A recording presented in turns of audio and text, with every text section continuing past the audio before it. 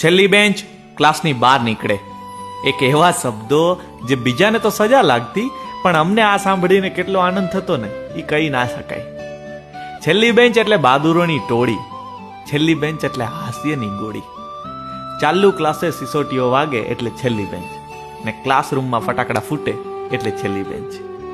જેને બસ આખા ક્લાસને કેમ કરી હસાવવું ને ગણિતના સાહેબનું મગજ કેમ ફેરવી નાખવું એમાં જ રસ હોય, હે એટલે છેલ્લી બેન્ચ.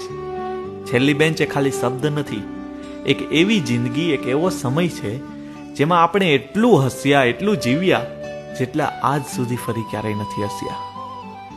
જિંદગીભર આપણો સાથ આપનાર ભાઈબંધો પણ એ છેલ્લી બેન્ચના જ સાથી હોય છે.